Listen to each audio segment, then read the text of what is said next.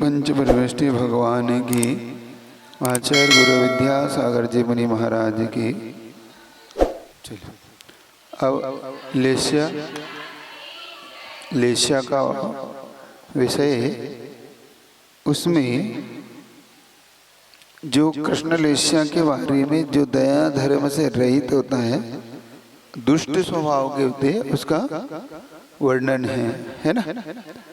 आवाज नहीं आ रही, उससे बोलो ये आवाज। तो अब आएगी, धीरे धीरे आ जाएगी, वो आ जाए, बंद करके जाओ। तो जब वर्णन आया था अपना कल, कि जिनके ऐसे स्वभाव हो जाते हैं वो विषयों का भी लंपट हो जाते हैं, और विषयों के जो लंपट हो जाते हैं वो किसी भी प्रकार से उन्हें आप रोक नहीं सकते। विषयों के लंपट मतलब कल आया था ना, उनकी गृद्धता, उनके प्रति उनकी आसक्ति का भाव, वो किसी इंद्रिय के दास हो जाएं, चाहे वो रसना इंद्रिय की दास हो जाएं, जिह्वा मतलब नाक के दास, कर्ण इंद्रिय के दास हो जाएं, नेत्र इंद्रिय के दास हो जाए। ऐसे विषयों के 5 प्रकार के जो विषय होते हैं, उनके प्रति जिनका आसक्ति हो जाए, तो कभी कभी ये आसक्ति भी आदमी को कहाँ तक ले जाती है, इस घटना से अपन कल समझने का पुरुषार्थ कर रहे थे। थोड़ी आवाज खोल देना थोड़े से, तो आए नहीं लगेगी, और खोल दो थोड़ा, आएगी, आप धीरे धीरे आ जाएगी। बढ़ाया कि नहीं बढ़ा रहे हो? ये तो वही आ रही है, आ जाएगी। थोड़ी सी क्लियर कर दोगे तो आ जाएगी, थोड़ी सी कर दी। तो यहाँ पे जो विषय है विशेष तौर से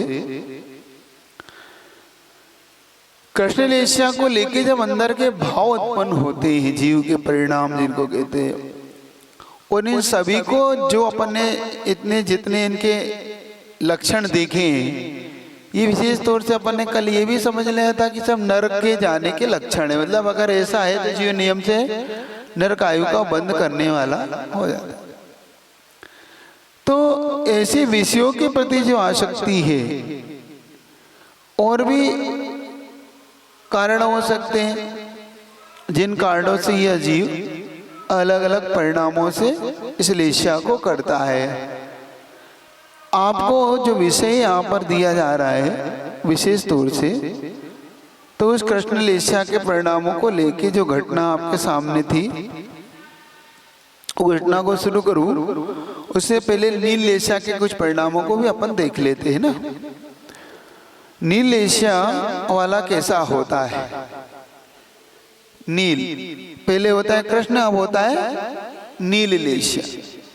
तो कृष्ण लेस्या वाला तो तीव्र क्रोध वाला हो, शत्रु तो ना छोड़ता हो, लड़ने का स्वभाव वाला हो, जो धर्म और दया से रहित हो, दुष्ट हो, दोगला मतलब दगाबाज जिसको अपन कहते हैं ना, और विषयों के प्रति आदि, आप आदि से और भी विषय वो लेंगे।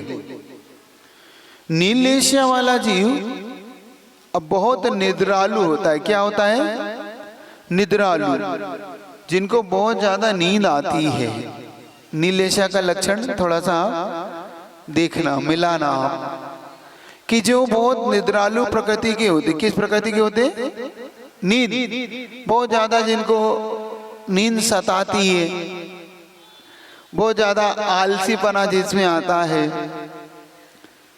तो ऐसा व्यक्ति कहीं ना कहीं नील लेस्या से प्रभावित होता है, नील लेस्या के लक्षण में आता है।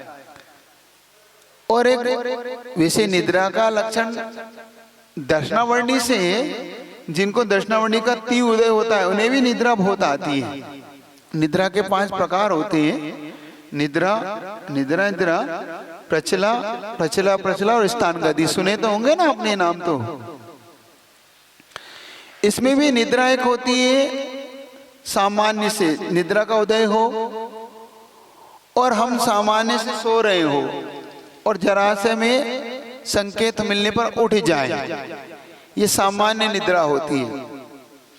इससे बड़ी होती है निद्रा निद्रा। निद्रा निद्रा में फिर थोड़ा सा गहरी निद्रा होने लगती है, उठाने पर भी बार बार सोने लगता है वो, है ना, होता है। उठाओ तो फिर नहीं अभी नहीं, थोड़ी देर से ये निद्रा निद्रा का उदय है। इसके बाद होता है प्रचला का उदय। जब प्रचला का उदय हो रहा होता है तो इससे और गहरा होता है। उस समय उसकी आंखों में जैसे किसी ने धूल डाल दी हो, तो आंखें खुल नहीं रही और उठाने पे पुनः सो जाता हो। इसमें अंतर कर लेना, उठाने में पुनः सो जाता हो, आंखें भारी भारी हो रही हो और व्यक्ति का मन नहीं अभी तो हमें सोने दो, अभी तो हमें, ये अब कहलाती है प्रचला। और प्रचला के उदय में लार बहती है। बहुत से लोगों को बहती है ना, लार बहती रहती है, उठाने पर बहुत हिलाने पर भी नहीं हिलते, उठाने में पुनः सो जाते हैं और बड़बड़ाते हैं, नींद में बोलते हैं। ये कहलाता है प्रचला का उदय। इससे बड़ी होती स्थान गृद्धि। स्थान गृद्धि नाम है पांचवी बड़ी निद्रा, सबसे बड़ी निद्रा। इस निद्रा के अंतर्गत जीव नींद में भी कोई बड़े बड़े काम कर जाता है। नींद के अंदर भी वो बड़े से बड़े काम कर जाते हैं। जैसे नींद में उठेगा, दरवाजा खोल लेगा और घूम आएगा, वो उसे पता नहीं कि वो कहाँ गया, तो आके पुनः सो जाएगा। उससे जागे पूछो आप कहाँ गए थे, उसका मुझे नहीं पता मैं कहाँ गया था, मैं तो नींद में था। ऐसी भयंकर निद्रा होती है वो। और यहाँ तक कि वो नदी में भी तैर के आ सकता है, यहाँ तक कि वो किसी के लिए मार भी आ सकता है, इतना कर सकता है। ये कहलाती है स्थान गृद्धि। स्थान गृद्धि की घटना सुनाते थे पूज्य गुरुदेव दादा गुरु ज्ञान सागर जी महाराज ने सुनाई होगी कि जब स्थान गृद्धि का उदय होता है, किसी महिला का एक स्थान गृद्धि का उदय था, उसकी शादी हुई। जब उसकी शादी हुई, विवाह हुआ, तो विवाह होने के बाद उस रात में जब वो वहां सो रही थी, पहले दिन था उसका, और वो नींद में उठकर एक ऐसी जगह पर चली गई जहां बहुत बड़ा पत्थर था, और पत्थर के नीचे अपने सारे आभूषण उतारे और उसके नीचे रख दिए, और उसको पत्थर को पुनः उसके हाथ में रख के और पुनः घर पे आकर सो गई। सुबह उससे पूछा आपके आभूषण कहाँ हैं सब, कि मुझे क्या पता, आपको ही पता नहीं आपके आभूषण कहाँ चले गए। वो स्थान वृद्धि के उदय में ऐसा होता है। तो लोग बड़े आश्चर्य करे, भाई चोरी हुई, क्या हुआ, कहाँ चले गए, किसने लिया, ये क्या हो रहा है। पहले दिन हुआ और पहले दिन में सारे सोने के आभूषण गायब है। तो किसी ने कहा भाई देखो, हो सकता है पुनः कुछ ना कुछ होगा। पुनः जब वो एक दिन नींद में उठी, पुनः गई, पूरे आभूषण पहन के फिर आ गई, वो पुनः सो गई। तब समझ में आया कि इसको स्थान वृद्धि का उदय, निद्रा, नींद में इसने ऐसा काम। तो कभी कभी नींद के तीव्र उदय में ऐसे हो जाते हैं। तो अगर आपकी नील लेश्या होगी तो ऐसे निद्रा के उदय आपके साथ हो सकते हैं। और विशेष तौर से दर्शनावर्णी का उदय कब बनता है, जब आप बहुत ज्यादा सोते हैं, जो दिन में सोते हैं। होते हैं दिन में सोने की गहरी आदत होती है कि दिन में उन्हें सोने को चाहिए ही चाहिए, कुछ चाहिए, कुछ कराओ चाहे मत कराओ, दिन में तो नींद है।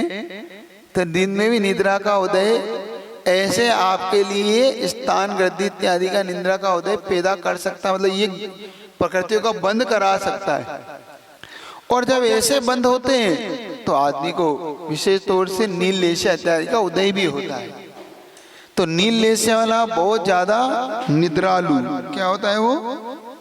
सामान्य निद्रा अलग है, वो तो सभी लेस्य वाला भी होगा तो नींद तो सभी को आएगी। ऐसा थोड़ी होगा कि शुक्ल वाला को नहीं आएगी, इनको नहीं आएगी। लेकिन विशेष जो निद्रा, बहुत ज्यादा नींद आती है, आपको तो नहीं आती? आप लोगों को आती कि नहीं आती? जब पढ़ते हैं, हाँ कोई भी पढ़ो तो, चाहे बहुत लोग होते हैं स्वाध्याय में नींद आ जाती है उन्हें, होते हैं बहुत लोग को वैसे नींद नहीं आती उनको, और स्वाध्याय शुरू हुआ नहीं और उनको नींद, और स्वाध्याय खत्म नहीं उनकी नींद गई, होता है। क्योंकि ये भी एक ज्ञानावर्णी कर्म का जब उदय हो ना, तो ज्ञानावर्णी कर्म के उदय में दृष्टांत भी कर्म अपना संयोग कर देता है कि तुम्हें मैं ज्ञान का क्षेपम होने नहीं दूंगा, तुम्हें ज्ञान लेने नहीं दूंगा, अंतराय डालता है वो। बहुत से लोगों को ये होता है कि महाराज हम क्या करें, हम वैसे कुछ काम करें तो नींद नहीं आती, और जैसे हमने स्वाध्याय किया धर्म में कि कोई भी काम किया हमें नींद आती है? नहीं आती? अगर आती है हाँ, अगर आती है तो समझ लेना ये विशेष निद्रा कर्म का उदय है। इसमें ज्ञानावर्णी कर्म का भी अपना उदय है कि ज्ञानावर्णी कर्म तुम्हें उस ज्ञान को प्राप्त करने नहीं देगा। ज्ञानावर्णी कहेगा मैं तुम्हें कोई ना ऐसा अंतराय डाल दूंगा कि तुम उस ज्ञान को प्राप्त कर ही नहीं सको। तो ऐसा भी उदय आते हैं, और ये उदय तब कब आते हैं जब विशेष तौर से ऐसी लेस्या पैदा होती है अंदर से। ऐसी घटना कब घटती है जब इन प्रकार की लेस्या ये सब एक दूसरे से जुड़ के चलते हैं। क्या होगा, कुछ पूछना है? हाँ। ओम नमोस्तु महाराज जी। महाराज जी, अज्ञानतावश किए हुए कर्मों का फल ज्यादा मतलब एक सा रहता है क्या, जो ज्ञान से कर मतलब जो मालूम भी है फिर भी कर रहे हैं? और कर्मों के अपने पास अभी फलदान अपन देखेंगे तो कर्म के कुछ भेद होते हैं, कुछ भाव होते हैं, परिणाम जिनको अपन बोलते हैं। तीव्र भाव, मंद भाव, ज्ञात भाव, अज्ञात भाव और अधिकरण, इन कारणों से कर्मों के बंध होते हैं। तीव्र भाव का मतलब है तीव्र कसाई के साथ जब अपन कर्म करते हैं हमें तीव्र कसाई का उदय होता है, मतलब क्रोध के साथ बहुत ज्यादा क्रोधित होता है ना आदमी, तो नीलेशय के साथ तीव्र क्रोध होता है। तो तीव्र क्रोध के अंदर वो किसी को मार देता है, किसी के प्रति बुरे भाव करता है, किसी का अहित कर देता है, वो तीव्र कसाई है, वो नहीं देखता किसी को कुछ भी हो रहा। इनके साथ उसे तीव्र पाप कर्म का बंध होता है। एक होता है मंद भाव, ठीक है भैया जाने दो, अपने क्या करना। आपके साथ होता है कभी कभी, कभी कभी आपको कोई कुछ भी कहता है तो आपके तो जाने दो, अपने क्या करना हो, उसका वो जाने।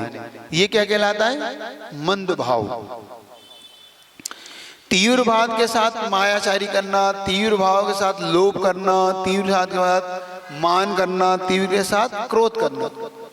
तो क्रोध, मान, माया, लोभ जब हमारे तीव्र बिल्कुल तीव्रता के साथ हो रही हो, तीव्र कसाई के साथ हो रही, तो समझ लेना ये नियम से तुम्हें तीव्र पाप कर्म का बंध कराएगा, तीव्र कर्म का बंध कराएगा। और ये अच्छा भी होता है, बुरा भी होता है। जैसे तीव्र भाव के साथ आप पुण्य भी कमाते हैं, जैसे बहुत कभी कभी आपका बहुत मन लगता है पढ़ने में, स्वाध्याय में, कभी पूजन में, कभी आहार दान में बहुत भावना भक्ति बढ़ती होती है ना। कभी मान लो कोई क्षेत्र में जाते हैं, जैसे बड़े बाबा गए तो हमारे तीव्र भाव बहुत अच्छी विशुद्धि बढ़ती है, तो हमें वो तीव्र पुण्य का मन कराता है। जैसे आचार्य जी को देख के विशुद्धि बढ़ती है, उनको आहार दान देने की तीव्र लालसा होती है, तो और आपका तीव्र पुण्य बनता है। तो ये पुण्य पाप दोनों के साथ ये विषय चलेगा। उस समय विशुद्धि बढ़ती है और कसाई की मंदता होती है। तो मंद कसाई के साथ आपको मंद परिणामों के साथ पाप कर्म मंद बनता है, तीव्र के साथ तीव्र बनता है। और ज्ञात भाव का मतलब जानबूझ के, जो आप कह रहे हो बिना ज्ञान के साथ किया हो, अज्ञात भाव है। एक होता है ज्ञात भाव। ज्ञात भाव का मतलब होता है हमें पता है, हमें जानकारी है, फिर भी हम कर रहे हैं। मतलब आपको पता है कि भाई चोरी करना पाप है, फिर भी आप कर रहे हो, नहीं कर रहे। किसी की वस्तु उठा ली, किसी की उठा के रख ली, किसी की चप्पल पहन गए, किसी की छतरी ले गए, किसी की पुस्तक उठा ली, अज्ञान कर लिए भाव, पता भी है फिर भी कर लिया। किसी का पेन ले गए, किसी की घड़ी छुपा दी, किसी की मोबाइल ले लिया, हो जाता है। तो ज्ञात भाव के साथ आप कर रहे हैं, तो ये कहलाता है जानबूझ के करना, मतलब जानते थे फिर भी हमने कर लिया। अब जैसे आपको बताया कि भाई ये वस्तुएं हिंसक हैं, इन खाद्य पदार्थों में हिंसक डला है, फिर भी आप कह रहे हैं हम तो खाएंगे, तो ये कहलाता है ज्ञात भाव, जानने के बावजूद भी फिर भी कर। एक होता है अज्ञात भाव। अज्ञात भाव का मतलब होता है अज्ञान, पता नहीं था, हमें नहीं पता था, फिर भी हमने उसका उपयोग कर लिया, तो अज्ञान भाव को बोलते हैं अज्ञात भाव, जानकारी जिसकी नहीं हो। तो जब हमें जानकारी नहीं होती है, जिस विषय की जानकारी नहीं होती, महाराज पता नहीं था कि अभी तक हम नहीं जानते थे कि ऐसा करना चाहिए कि नहीं करना चाहिए, हमसे हो गया, ये कहलाता है अज्ञान भाव। तो अज्ञात भाव में कर्म कम बंधता है और ज्ञात भाव के साथ कर्म ज्यादा बंधता है। लेकिन एक और चीज आपसे कह देता हूं, कभी कभी आप एक गलती करते हो, वो गलती ये करते हो कि इसीलिए तो महाराज हम जानना ही नहीं चाहते, है ना। जान लेंगे तो फिर हमें ज्यादा पाप बंद होगा, और नहीं जानेंगे तो हमें कोई पाप कम बंद होगा। ये थ्योरी है आपकी, ये आपकी ऐसी मानसिकता है। लेकिन आप ये याद रखना, अगर आप पाप करने के बारे में जानना ही नहीं चाहते कि ये पाप है कि पुण्य, तो आपको और पाप का बंद हो रहा है। महाराज कैसे? क्योंकि उसके अंदर आपका मायाचारी भी आ गया। क्योंकि हम जान लेंगे तो हमें, अब मान लो हमने ये जान लिया कि ये खाना पाप है, तो हम फिर खा ही नहीं पाएंगे, तो वाला इसलिए हमें जानना ही नहीं, हमें तो खाना है। हमें इस पैकेट में मांसाहारी की शाकाहारी हम नहीं जानेंगे, क्यों? जान लेंगे तो हम ये खा नहीं पाएंगे, तो इसलिए हम पता ही नहीं करना चाहते क्या है, हम तो खाएंगे बात कर। तो इसमें देखो मायाचारी भी हो गई, अंदर से छल कपट हो गया कि हमें जाना भी नहीं, और हमने खाने की जीवा इंद्री का लोलुपता भी हो गई, और दूसरा हम उस अज्ञात भाव से पाप को भी बांध रहे। तो आपने जान लिया और मन में कि नहीं महाराज अब जान लिया, फिर भी महाराज छोड़ नहीं पा रहा हूं, इसका खेद तो है आपको, मैं छोड़ नहीं पा रहा हूं, इसकी मुझे महाराज बड़ा दुख है कि मैं कैसा पापी हूं महाराज, जानता हूं ये पाप है, फिर भी मेरी ये मजबूरी है कि मैं छोड़ नहीं पा रहा हूं। मेरा अंदर से भाव तो होता है छोड़ना चाहिए, पता भी है कि ये पाप है, फिर भी महाराज मैं इसको त्याग नहीं पा रहा हूं। तो कम से कम आप पश्चाताप तो कर रहे हैं अंदर से, आपके अंदर उसको उसके प्रति घृणा का भाव तो है, कम से कम आपके अंदर छोड़ने की इच्छा तो होती है कि नहीं छोड़ देना चाहिए, मुझे नहीं करना, समझ रहे हो आप? तो उसकी जानकारी तो हमें कर ही लेना चाहिए। और अगर हम जानकारी नहीं करते और ये सोच रहे हैं कि हम पता कर लेंगे, तो हम डबल पाप कमा रहे हैं। आई बात समझ? और तो तीव्र भाव, मंद भाव, ज्ञात भाव, अज्ञात, और अधिकरण। अधिकरण का अर्थ होता है जिन कारणों में वो निमित्त पड़ता है। मान लो आपने किसी व्यक्ति को मारा तो डंडा लिया, तो डंडा उसका अधिकरण हो गया, अंदर की कसाई तो उत्पन्न है ही, ऊपर से डंडा ले तो डंडा उसके लिए अधिकरण का काम करा कि आपकी कसाई को पूरी करने में उस डंडे ने आपके लिए अधिकरण का काम किया। अधिकरण मतलब आधार, अधिकरण का मतलब होता है आधार। जैसे कि मान लो आपको भगवान की भक्ति करना हो, तो आपके पास चांदी की अगर सामग्री हो, चांदी की आपकी थाली हो, प्लेट हो, तो आपको मन अच्छा है और भी उत्साहित होता है। और एक बिल्कुल काला कुलूट हो, बर्तन बेकार सा हो, तो कैसा मन होता है आपका? अच्छा नहीं होता है ना। ये कहलाता अधिकरण। कि जितना अच्छा द्रव्य हो, सुंदर द्रव्य हो, तो आपका मन और पूजन में और लगता है कि चलो भाई एक पूजन और करो, आज बड़ा अच्छा लग रहा है, कितनी सुंदर द्रव्य सजी है, कितने अच्छे भगवान हैं, कितना अच्छा मंदिर है, जिनालय है, यहाँ देखो क्या अच्छी व्यवस्था है, जिनवाणी सुंदर है, सब कुछ, तो मन लगता है। और जहाँ पे मान लो मक्खी बिन बना रही हो और वहाँ पे कोई व्यवस्था नहीं, टेल टूट टूट पड़ रही, गिर गिर जा रही, ना चटाई है, गीली गीली मच रही, और पूरे कुछ ना भगवान दिख रहे हैं, ना लाइट है, अंधेरा, तो आपको क्या लगता है? मन नहीं लगता भाई जल्दी से खसको यहाँ से और कोई मंदिर जाते हैं अपन। तो ये अधिकरण हो गया ना, मतलब आपके परिणामों में अधिकरण भी हो गया, तो ये कहलाता है अधिकरण। ऐसे ही पाप के विषय में अधिकरण होते हैं। मान लो बहुत ज्यादा हमारे लिए सामने ऐसी वस्तुएं उपस्थित है, वो हमारे लिए पाप के लिए अधिकरण बन सकती है ना। मतलब बहुत अच्छा सामने मोबाइल है, तो हमारे लिए चोरी करने के लिए वो अधिकरण बन सकता है कि मन, अरे यार मोबाइल अच्छा है, अपन तो ले चलते, तो ये अधिकरण हो गया। किसी की कोई वस्तु किसी, तो ये अधिकरण विशेष। तो इसमें निमित्त अलग हो गया, अधिकरण हो गया आधार, जिसके आधार से आपने काम किया, आधार हो गया ना, जिसको लेके आपके मन में भावों में उतार चढ़ाव आया, वो अधिकरण विशेष है। ज्ञात भाव यानी जान लिया, अज्ञात भाव बिना ज्ञाने, तीव्र कसाय से मंद कसाय से, और सामने जो वस्तु थी उस अधिकरण। मान लो पुस्तक बहुत सुंदर हो तो मन होता है पढ़ने का, तो आपके ये अधिकरण विशेष हो गया आपके लिए। और पुस्तक बिल्कुल टटी फटी हो, पूरी एकदम जिलखारी, तो भैया दूर से ठीक है भैया, हाथ लगाने में डर लग रहा है उसको, तो क्योंकि ये फट गई तो और अपने लिए जिनवाणी फट गई, जिनवाणी फाड़ दी, तो ये अधिकरण विशेष हो गया ना, ये कहलाता है अधिकरण। ठीक है, तो इन कारणों से पाप का बंध हमारे लिए होता है। तो ये पाप के बंध में ये सब निमित्त पड़ते हैं हमारे लिए, निमित्त विशेष तौर से हमारे उत्पन्न होते हैं। चलिए कल की घटना आपकी पूरी कर देता हूँ, जो कल रुक गई थी घटना उसको भी आप पूरा कर दो, ठीक है। तो हम कल उस घटना पे पहुंच गए थे जहां पर राजा ने उस पुत्र को, जिस पुत्र ने मांसाहार का सेवन किया था, जिस रसोइये ने उसे मांस बना के दिया था, जब लोग पूछा गया, कहीं से खोजबीन की गई कि आपने मांस खाया है, तो उसने कहा कि हाँ इनने कहा था तो मैंने बनाया।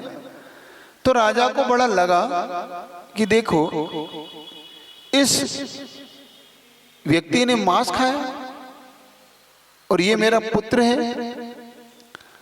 तो राजा ने उसी समय सेनापति को बुलाया कि इसी समय फांसी दे दी जाए, क्योंकि न्याय तो न्याय है। क्या है? न्याय तो न्याय है। अगर इसने गलती की है, चाहे वो राजपुत्र क्यों ना हो, वो राजा भी का ये पुत्र क्यों ना हो, तो फांसी तो तुम्हें, क्योंकि हमने घोषणा क्या की थी कि कोई भी व्यक्ति अगर मांसाहार का उपयोग करेगा तो उसे नियम से फांसी मिलेगी। अब उसने फांसी की घोषणा कर दी गई, लेकिन देगा कौन फांसी? फांसी तो वो देगा जो चांडाल हो, जो फांसी लगाने के लिए नियुक्त किया गया हो। उस राज्य में जिसे नियुक्त किया गया था, उस जिस चांडाल को, जब उस फांसी देने के लिए राजा के सैनिक उसे ढूंढ निकले कि भाई उसके घर जाओ, उसको बुला के लाओ, फांसी देना है। देखो कैसे जीवन में, लोगों के जीवन में कैसे कैसे परिवर्तन आते हैं। एक पतित व्यक्ति, एक गिरा हुआ, जिसको ना जैन कुल मिला, ना जैन गुरुओं का संयोग मिला, ना जन्म से जैन है, फिर उसका जीवन कैसे बदल जाता है छोटी सी बातों से। जब वो उसे ढूंढने के लिए गए, उसके घर पहुंचे, तो किसी ने उसे बता दिया था कि देखो आज तुम्हारी किस्मत चमकने वाली है, और तुम्हारी किस्मत जब चमकने वाली है तो तुम्हें आज राजकुमार को फांसी देना है। क्या देना है तुम्हें? हाँ, और राजकुमार को जब फांसी देना है तो उसके जितने भी स्वर्ण आभूषण है तुम्हें मिलेंगे, क्योंकि राजकुमार इतने सारे स्वर्ण आभूषण पहनेगा, इतना मुकुट होगा, सब कुछ होगा, तो आज तो तुम्हारे लिए बहुत बड़ा मिलने वाला। तो उसने कहा कि आज तो 14 है, क्या है आज, और 14 का तो मेरा हिंसा का त्याग है, क्योंकि अष्टानी का पर्व में मैं किसी की हिंसा नहीं करता। जैसे उसे पता पड़ा कि भाई अब मुझे लेने के लिए आने ढूंढने वाले हैं, तो उसने अपनी पत्नी से कहा, देखो मुझे ढूंढने के लिए जब राजा के सैनिक आए तो उनसे स्पष्ट मना कर देना कि मैं घर पे नहीं हूं। क्या कह देना, क्योंकि मेरी आज 14 से और 14 के दिन मैं फांसी नहीं देता हूं, मेरा नियम टूट जाएगा। देख लेना है हम नियम लेके कैसे पालते हैं और वो नियम लेके कैसे पाल रहा है। और जिसको कितना बड़ा लालच है, इतने धन संपदा जिसको सब मिलने वाली है ना, आपको मिल जाए थी तो आप पालते कि नहीं पालते मुझे नहीं पता, आप होते तो प्रायश्चित ले लेंगे। अभी तो क्या करता महाराज जी, राजा की आज्ञा थी, अब राजा की आज्ञा कैसे टालता, तो मैंने तो फांसी दे दी महाराज जी, प्रायश्चित दे दिया। आज 14 था लेकिन मैंने फांसी दे दी। देखो कितना अंतर है हमारी सोच विचारधाराओं में और उसकी विचारधाराओं में। वो सोच रहा है कि नहीं मैंने किसी गुरु से व्रत लिया है, प्राण जाए पर मेरा वचन नहीं जाना चाहिए, मैंने नियम लिया है। और एक बात मैं आपसे ये कहता हूं कि अधिकतम मैंने देखा जिनेतर जितने होते हैं अगर एक बार नियम ले लें तो वो तोड़ते बहुत कम है, वो नहीं तोड़ते, वो नियम को लेके नहीं तोड़ते। वो जानते कि नहीं हमने तो भैया नियम लिया है, या तो वो लेते ही नहीं बाबा जी हम नहीं ले पाएंगे, वो खुद स्पष्ट कह देते कि हम नियम नहीं लेंगे। और ले लिया है तो फिर वो पूरे नियम को पालते हैं, वो ये उनकी खासियत होती है अजैनों में। और जब उन्होंने नियम ले लिया और जैनी होता है तो कहता है कि महाराज जी क्या करता, मैंने ऐसा हो गया वैसा हो गया, नहीं पला मैंने तो नियम तोड़ दिया। होता है कि नहीं, आपके पास एक्सक्यूज होते कि नहीं होते ना, और आप पहले से ही समझदार भी होते हैं, नहीं हो तो प्रायश्चित हो जाता है। देखो आप नियम ना भी तोड़ना चाहो तो पड़ोसी कहता है देखो सब हो जाता है प्रायश्चित, देखो मर जाओगे क्या करोगे, सुन रहे हो, वो कह रहा है कि तुम मर जाओगे क्या करोगे, जैसे नियम से पाल के भी तुम तो छोड़ो छाड़ो और ये नियम को तोड़ो और अपना काम कर लो, बाद में देख लेना, प्रायश्चित ले लेना, कोई नहीं महाराज जी को बता देना सब हो जाएगा। देखो हम किस प्रकार से हम अपने काम को करते हैं। उसने नहीं, उसने कहा, उसकी पत्नी ने कहा नहीं, उसने कहा देखो ऐसे ऐसा है मेरा नियम है। और जब वो उसके सामने सैनिक आए उसे लेने के लिए तो सैनिकों ने कहा कहाँ है वो, तो उसकी पत्नी कहा नहीं वो तो बाहर गए हुए, आज थोड़ा अर्जेंट काम से उन्हें बाहर जाना तो वो आज घर पे नहीं है।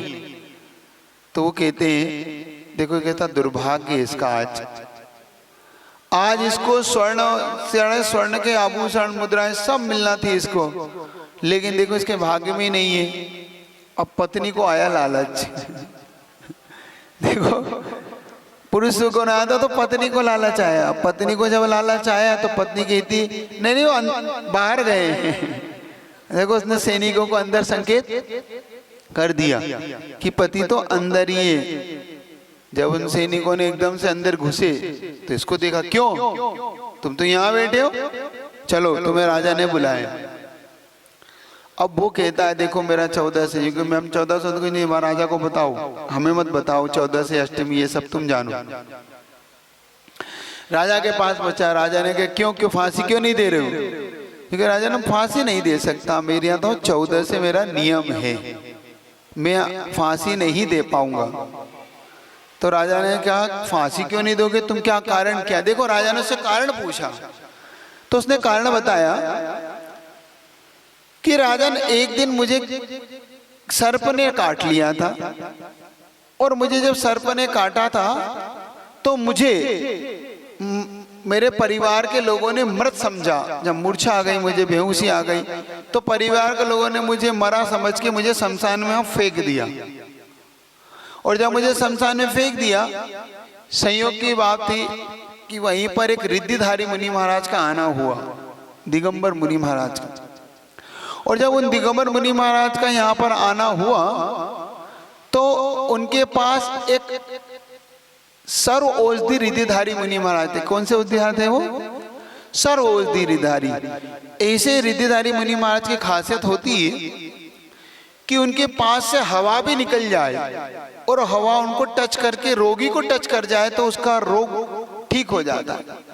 किसी को जहर चढ़ा हुआ हो तो उसका जहर उतर जाता है। किसी के बड़े से बड़ा कुछ भी हो, सब कुछ उसका ठीक हो जाता है। ये सर्वऔषधि रिद्धिधारी मुनि महाराज की खासियत होती है। जब वो सर्वऔषधि रिद्धिधारी मुनि महाराज वहां आए और उनके हवा जैसे ही मुझे टच होके मुझे लगी, उसी समय मेरा जहर उतर गया। और मेरा जहर जैसे उतरा तो मैं होश में आया और मैंने देखा कि मैं तो यहाँ पड़ा हुआ था, लेकिन यही मुनि महाराज है। लगता है इनकी कृपा से मैं बचा हूं। और जब मैंने उनके चरणों में जाके निवेदन किया कि हे मुनि महाराज, मैं आपकी कृपा से बचा हूं और आपके आशीर्वाद से तो आप मुझे कुछ बताएं, मैं अपने जीवन में क्या करूं। मुनि महाराज ने देखो उससे पूछा, तुम करते क्या हो? तो उसने बताया कि मुनि, मैं तो महाराज निम्न जात का हूं, मेरा काम फांसी देना है, हिंसा करना है। तो महाराज ने कहा कि हिंसा छोड़ सकते हो? तो महाराज, हिंसा तो मैं नहीं छोड़ पाऊंगा क्योंकि मेरे लिए तो यही जीविका का साधन है। महाराज ने कहा कोई बात नहीं, 14 के दिन कम से कम हिंसा छोड़ देना। 14 को तो कभी हिंसा, क्योंकि महाराज हाँ ये तो मैं कर सकता हूँ, 15 दिन में, एक दिन की तो कोई बात नहीं, एक दिन में कोई ज्यादा बड़ा मेरे लिए कार्य नहीं है। जब उसने 14 की हिंसा का त्याग कर दिया और उसके बाद फिर कभी उसने 14 को कोई इतनी सी भी हिंसा नहीं करता था वो, तो उसने राजा को बताया कि राजन, मेरी ऐसे ऐसे जब मेरा 14 का व्रत है, इसलिए मैंने कभी भी अब 14 का मैं हिंसा नहीं करता हूँ। फिर ये तो अष्टानिका की 14 है, अष्टानिका की 14 तो और महान है, मैं हिंसा कैसे कर सकता हूँ? लेकिन राजा को विश्वास नहीं हुआ इस बात पे कि ऐसा हो ही नहीं सकता। तुम इतनी निमन जाती कि तुम कहाँ है व्रतों की बात करते हो, सिर्फ तुम झूठ बोल रहे हो ताकि तुम हिंसा विंसा, मतलब ये फांसी नहीं देना चाहते। लगता है तुम राजकुमार से मिले हुए हो। किससे मिले हुए हो?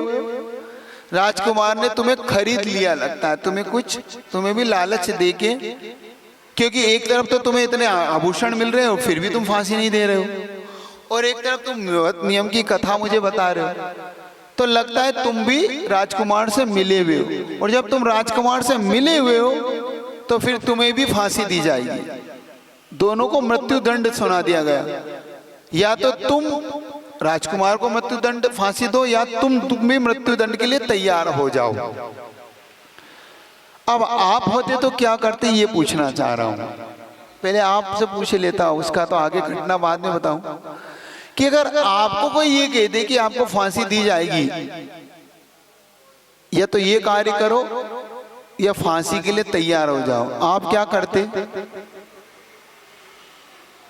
हैं? नियम तोड़ देते हैं ना? हाँ, बहुत अच्छे, सच बोलना ठीक है। आप जानते हैं कि जान है तो जाने, हमारा जब मर जाएंगे तो हमारा क्या, लेकिन उसने नियम नहीं तोड़ा। आप, इसीलिए मैंने कल एक चीज कही थी कि तुलना करना कि एक निम्न जाति का व्यक्ति, निम्न स्तर का व्यक्ति जिसका जीवन बिल्कुल निम्न है, जो बिल्कुल जैन धर्म को नहीं समझता, न वो ये जानता है कि अहिंसा हिंसा क्या होती है, न वो देवसास गुरु को जानता है, न वो पुण्य पाप जानता है। वो तो ये जानता है कि भाई इससे मेरी जीविका चलती है, इससे मुझे भोजन मिलता है, मुझे ये कार्य करना है, उसे ये मिलता है, उसे तो ये पता है। और आपको तो सब पता है। आप पुण्य पाप जानते हो ना, पुण्य क्या होता है, पाप क्या होता है। आप लोग ये भी जानते हैं कि भाई नियम तोड़ना क्या होता है, जानते हो कि नहीं जानते हैं? जानते। आप ये भी जानते हैं कि भाई मैंने किससे लिया है नियम, मेरे गुरु से लिया है, तो भाई सब जानते हो, फिर भी क्यों तोड़ देते हैं?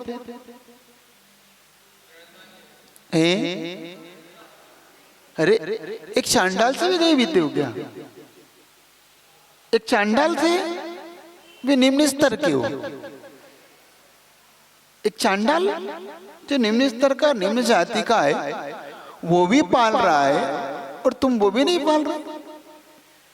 लगता नहीं कि हम उससे भी गए भी थे, हम उससे भी बिल्कुल बिल्कुल गिरे हुए हैं, उससे भी गए गुजरे हैं, गिरे हुए हैं। इसीलिए ये चीज समझने वाली है कि हमें क्या करना चाहिए। देखो उसके सिर पे कितना आफत है उसके सिर। जब राजा ने ये कहा कि तुम तय कर लो कि तुम्हें मृत्युदंड चाहिए, कि तुम मृत्युदंड देने के लिए तैयार हो, तुम्हें फांसी चढ़ाना। देखो कितनी गजब की ये छोटी छोटी चीजें हमारे जीवन में कैसे हमारे बदलाव को ला सकती है। हम भले ही सोचते हैं हम जैन कुल में आ गए, अब तो हमारा कुछ नहीं होगा। अभी अभी कुछ नहीं हुआ। मैंने इसीलिए एक दिन कहा था, तुम जब तक ईमानदार हो, जब तक तुम्हें मौका नहीं मिलता। तुम ईमानदार कब तक हो? जब तक बेईमानी का मौका नहीं मिलता। बेईमानी का मौका मिल जाए तो कोई ईमानदार नहीं हो। तुम नियम तब तक ही पालते हो जब तक मुसीबत नहीं है। जिस दिन मुसीबत आ जाए सब एक में एक है, सब एक है। काय का नियम और काय का सब महाराज ठीक है, अब हो गया। सुन रहे हो कि नहीं सुन रहे हो? आप बात समझ में आ रही नहीं आ रही? आप किसी को पूछना तो नहीं, पूछ लेना अगर इस बीच में किसी के मन में हो, क्योंकि कोई पूछ रहा था इसलिए कह रहा। आगे बढ़ता हूँ घटना, मन बनाना जी कुछ नहीं। तो वो चांडाल को जब उसने, तो चांडाल ने बड़ी दृढ़ता से कहा कि राजन आप फांसी तो मुझे मार तो सकते, मेरा नियम नहीं छुड़वा पाओगे, मैं तो नियम नहीं तोड़ूंगा। जब उसने नियम नहीं तोड़ा, अब क्या करते भाई? फांसी देने वाला ही जब मना कर रहा है और मृत्युदंड तो देना है, तो ये तय किया गया कि इन दोनों को एक बोरे में बंद करो, 2 बोरे लो, एक में इसको बंद करो, एक में बंद करो, और इन दोनों को उठा के जो अपना तालाब है जहाँ बड़े बड़े मगरमच्छ हैं वहां डाल दो, तो दोनों का मृत्युदंड एक साथ हो जाएगा। अब फिर समझाया जैसे आपको समझाते हैं ना, देखो देखो फालतू चक्कर में मत पड़ो तुम, ये नियम बाद में हो जाएंगे, सब बाद में पाल लेना, तुम तो कर लो ये सब काम, होता ना। जैसे मान लो आपने कहा कि देखो मैं कोई देवी देवताओं का मेरा त्याग है, देखो अभी दिक्कत में हो, अभी चले जाओ, झड़ा लो, फूका लो, कोई फर्क नहीं पड़ता, सब बाद में देख लेना, चलता है इतना तो है। हाँ माइक ले लो आप, हमने तो पहले ही कहा था कि आप पहले, बहुत अच्छी चीज है जब आप तो माइक दे दो। ये माइक है, ये तो रखा है माइक। हाँ, जब हमारे जीवन में ऐसी चीजें आती है तो हमें समझ लेना चाहिए कि हमें करना क्या। हाँ महाराज जी, नजर उतारना भी क्या ग्रहित मिथ्यात्व में आता है? पहले तो मिथ्यात्व तो समझ लेते पहले कि आप ये तो बता दो मुझे कि आप जाओगे कि नहीं जाओगे। नहीं, नजर मतलब जो घर में उतारते ना बच्चों के किसी चीज से, वो तो वो भी नजर उतारना धर्म है क्या? नहीं। धर्म मान के करते हैं क्या? नहीं। अच्छा, धर्म मानकर कोई काम करना वो मिथ्यात्व है। ग्रहित मिथ्यात्व या अग्रहित मिथ्यात्व जो कुछ है, जैसे कि नदी में नहाना, तो नदी में एक सामान्य से नहाता है, एक नदी को भगवान मान के नहाता है कि नदी में नहाने से मेरे पाप कट जाएंगे। पाप कट जाएंगे ये नदी धर्म है, इसका नाम मिथ्यात्व है, इसका नाम मूढ़ता है। वो कोई नदी में नहाना सामान्य, सब नहाते, अब नहा ऐसे तो नदी में नहाएगा ही नहीं कोई, तो वो नहाना। ऐसे ही कोई धर्म को मिथ्यात्व मतलब ऐसी चीजों को धर्म मान के करना, पर्वत पे कूद जाना, पर्वत पे चढ़ जाना, मेरे से मेरे लिए धर्म होगा, अग्नि में तपना इससे धर्म होगा, है ना, ये दान, इसको मैं गाय को खिलाना, ये खिलाने से मुझे धर्म होगा, इससे मेरे पाप कटेंगे, 13.5 में इतने करोड़ों देवी देवता हैं, ब्राह्मण को दूंगा तो मेरा परलोक सुधरेगा, है ना, होता है ना कि मेरे पूर्वज, ये माना ना, ये मिथ्यात्व, ये मूढ़ता है, ये मूढ़ता कहलाता है। ठीक है, चलिए क्या पूछ रहे हैं? आपके पास माइक हो तो उसका उपयोग करो ना। हाँ, जैसे कोई नियम लेते हैं तो छूट के साथ ही बाहर की छूट है या कुछ है तो उसमें ही पाप लगेगा? नहीं, पाप नहीं लगेगा, पुण्य कम हो जाएगा। पाप क्यों लगेगा जब आपने छूट लेके किया है? आपने तो उस पाप को पहले ही स्वीकार कर लिया ना। आपने क्या कहा? आपने ये कहा कि महाराज मेरा इस शाहपुर में तो त्याग है, शाहपुर के बाद मेरा छूट है, तो आपने पहले ही बाहर के पाप को तो पहले ही आपने स्वीकार कर लिया कि वो पाप तो मैं करूंगा ही। जैसे व्रत वगैरह करते तो पहले ही उस पाप का तो पूरा पाप ही लग रहा है, उसमें तो क्या पाप लगेगा आपको? आपने नियम को कैसे बनाया? आपने कहा देखो भाई, मैं 9 साल की तो एफडी नहीं करा सकता, 3 साल की कराऊंगा, तो मैं 3 साल का ब्याज दूंगा। 6 साल तो पहले ही आपने कम कर लिए। तो नियम को जितना आपने जैसा लिया वैसा फल मिलेगा। पाप तो आपने पहले ही स्वीकार कर लिया उसको करने का। हाँ,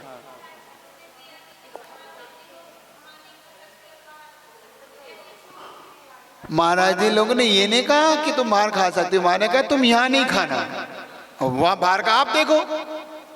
भाई आपने पहले ही शर्त रख दी कि महाराज मैं तो यहाँ पर ही कर सकती हूँ, मैं बाहर नहीं कर सकती, तो चलो महाराज ने कहा कि भाई नी मामा से काड़ा मामा ही से, काड़ा तो है कम से कम, मामा तो है अपना, भाई नी से तो कुछ कर रहा है। तो महाराज ने तो इसलिए दिया नियम आपको कि जिस दिन फिर आपकी अनुकूलता बनेगी तो पूरा ले लोगे, नहीं तो आप कभी नियम ही नहीं लोगे।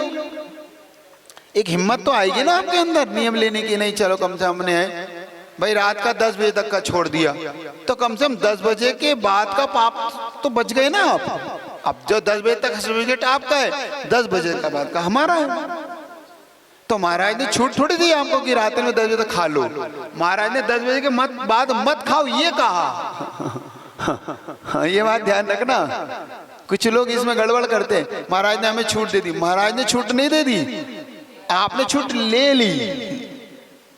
भाई बैंक वाला तो क्या चाहता है, भाई 9 साल की करो एफडी पूरी करो, नहीं नहीं हम तो 1 साल की करेंगे, भाई 1 साल की करो, ये आपके ऊपर डिपेंड करता है। बात समझ आ रही ना ऐसे? हाँ चलिए जल्दी से बैठे बैठे पूछ लो फुर्ती से, उपयोग समय से। जैसे कोई नियम देते हैं कि बोलते हैं 1 साल, और हमने मन में कहा कि हम 2 महीने पालेंगे, तुम्हारा क्या आपने प्रश्न मेरी समझ में नहीं आया क्या? या कोई भाई साहब या कोई माता जी या महाराज जी नियम देते हैं कि आपको ये 6 महीने त्याग करो, 6 महीने का त्याग करो। हाँ, तो मन होता है कि सिर्फ हम 2 महीने का त्याग करते हैं। ठीक। तो महाराज जी उनके कहने पे मतलब उन्होंने तो 6 महीने कहा, लेकिन हमारा मन 2 महीने का था, तो हमने उसमें दोष लगेगा क्या? नहीं, हमने 2 महीने का किया, हमारे जितने यथाशक्ति था। जैसे महाराज ने उससे पूछा चांडाल से कि तुम पूरा मांसाहार का त्याग कर सकते हो, तो कहा नहीं महाराज मैं तो 1 दिन का कर सकता हूँ, 14 का। ठीक है, मन में सोच लिया, ठीक है, लेकिन आपको तो उनको बता देना था कि हमने 2 महीने का भाव है, हम नहीं कर पाएंगे, 6 महीने कोई बात नहीं है। आप ऐसा मत करो ना, आप अभी नहीं कह पा रहे हो तो बाद में जाके बता दो कि उस समय हम नहीं कह पाए क्योंकि अब सब जनता बैठी थी, तो इसलिए आपका बहुमान कम ना हो जाए, तो इसलिए हमने आपको बता दिया कि हमने 2 महीने के। कोई बात नहीं, उसमें क्या बात है, इजी है मेरा। नहीं मायाचारी आप मत करो ना, आप बता दो ना। आप अगर उन्हें घुमा रहे हो कि हाँ हम 6 महीने का और मन में ले रहे हो 2 महीने का, तो मायाचारी है। और आप बाद में जाके स्पष्ट कर रहे हो कि हमने सभा में उस समय 2 महीने का लिया, अब आपको हम क्लियर कर दे रहे, इसलिए आप हमें 2 महीने का आशीर्वाद दे दें, बात खत्म। बस इतनी सी तो बात है, इसमें टेंशन की कोई बात नहीं, हम स्पष्ट कर दें। चलिए तो आगे बढ़ता हूँ, घटना को आगे कर देता हूँ क्योंकि पूरी कर दूं आपकी घटना। जब वो चांडाल को और उसको उसके राजपुत्र को दोनों को जब उस बोरी में बंद कर दिया गया, तब भी लोगों ने समझाया, देख अभी भी कोई नहीं बिगड़ा है, फांसी दे दे और तेरी जान भी बचा ले और ये आभूषण भी ले ले।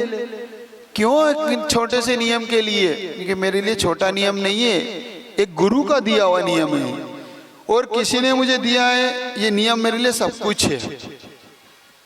जाएंगे प्राण तो जाएंगे, नियम लेंगे तो परीक्षा भी होती है कि नहीं? होती है ना। और नियम वालों की परीक्षा होती है, ये भी ध्यान रखना। किन की परीक्षा होती है? नियम जो नहीं लेते उनकी परीक्षा भी नहीं होती। परीक्षा सती की होती है कि हर किसी की होती है? जो सती होती है उसी की परीक्षा होती है, जो सती नहीं उसकी कोई परीक्षा कौन लेगा? उसकी परीक्षा क्या लेना, उसकी परीक्षा। तो जो नियम लेगा उसकी। लेकिन मान लो परीक्षा में हमने एग्जाम नहीं दी, हम नहीं देंगे, हम परीक्षा नहीं देंगे, तो रिजल्ट क्या आएगा? फेल। मान लो हमने चीटिंग करके दी, तो रिजल्ट क्या आएगा? चीटिंग वाला रिजल्ट आएगा। तो ऐसे ही आप नियम में चीटिंग करोगे तो आपका आने वाला रिजल्ट भी चीटिंग वाला होगा। आप भले ही थोड़ी देर के लिए तसल्ली कर लोगे, अच्छा राम मैंने तो ऐसा ऐसा कर दिया, मैंने तो घुमा दिया, महाराज को भी घुमा दिया, भैया को घुमा दिया, अरे आज तो मैंने घुमा नहीं दिया, आपने अपने जीवन को घूमने की तैयारी में डाल दिया, चारों गति में घूमने के लिए डाल दिया आपने अपने जीवन को। ये याद रखना। उस चांडाल ने ऐसा नहीं किया। उस चांडाल ने जब उसके बोरे को ले जाके, भैया उसने नहीं माना तो अपने कहा कि भाई सैनिकों ने उठाया और ले जाके तालाब के किनारे ले गए। अभी भी कहा भाई अंतिम देख ले, नहीं तो हम फेंक रहे हैं, ये सामने मगरमच्छ, अब तुम दोनों को हम डाल रहे हैं, बोलो क्या चाहता? मैं तो कुछ नहीं चाहता, मैं अपना नियम चाहता हूँ, मैं इससे ज्यादा कुछ नहीं चाहता, मेरा नियम बना रहे, मेरी जिंदगी बनी रहे चाहे ना बनी रहे। उन्होंने उठाया और दोनों को पानी में डाल दिया। उधर तो मगरमच्छ तैयार थे। जैसे ही राजकुमार का जो बोरा गया नीचे, क्योंकि पहले नीचे जाता है, फिर इतने में वहां पर जितने भी मगरमच्छ थे उन्होंने उसको पकड़ लिया और उसको नीचे की ओर खींच लिया। राजकुमार का वहीं मरण हो गया। जैसे उस चांडाल का बोरे को और जैसे वो लोग गए, गजब है, एक नियम का, छोटे से नियम का फल उसके जीवन में इतना बड़ा पैदा हुआ। उसी समय उस नगर के देवता का सिंहासन हिल गया। देवता भी हिल जाता है अगर छोटा सा भी नियम हमारा पलने को हो, तो उस देवता भी उस नियम को निभाने के लिए उसे भी आना पड़ता है। और जैसे इसका आसन हिला तो उसने कहा हो क्या रहा है? तो उसने अवधि ज्ञान से जाना कि अपने नगर में एक नियम पालने वाले की मृत्युदंड हो रही है। उसी क्षण उस देवता ने वहां पर प्रकट होकर जैसे उस पानी में उसे डाला गया, वैसे ही उसने उसको पानी में से ऊपर उठा के सिंहासन पे बिठा के बाहर ला दिया। उस चांडाल को, जिस पर्याय को तुम देखना नहीं चाहते, उस पर्याय में देवता लोग उसे ऊपर ला रहे हैं। जय जयकार हो रही है, अहिंसा धर्म की जय हो रही है। उस चांडाल को उस थैले में से निकाल के एक सिंहासन पे बिठा जा रहा है, पुष्प की वृष्टि हो रही है उसके ऊपर, धन्य है धन्य है, इस प्रकार की जय जयकार वहां पे। जो जनता उस तमाशे, क्योंकि जनता तो इकट्ठी हो ही जाती है जब ऐसे तमाशे हो, तो लोग इकट्ठे नहीं होते।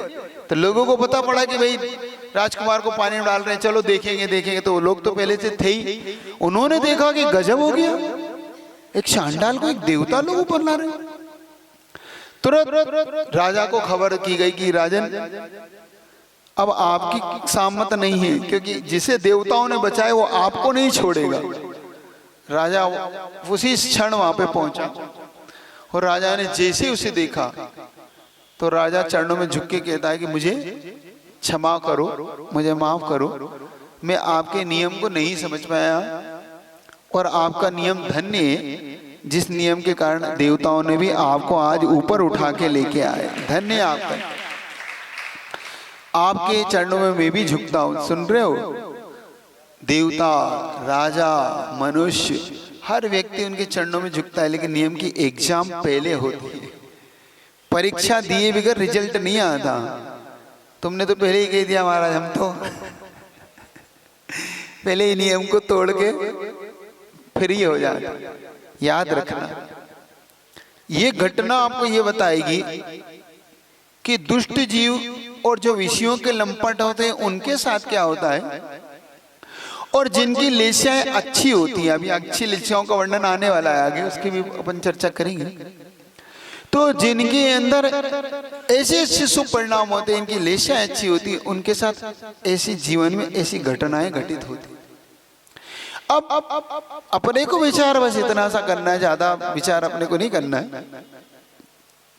हमारा जीवन और उसका जीवन जो निम्न स्तर का हो, जिसके पास कुछ नहीं है, देवशास्त्र गुरु नहीं, ज्ञान नहीं, वह भी अपने जीवन को कैसे ऊपर उठा लिया उसने। और एक हमारे पास सब कुछ है, ज्ञान है, देवशास्त्र गुरु की सन्निधि है, फिर भी हमने अपने जीवन को उससे भी गया बीता बना रखा है।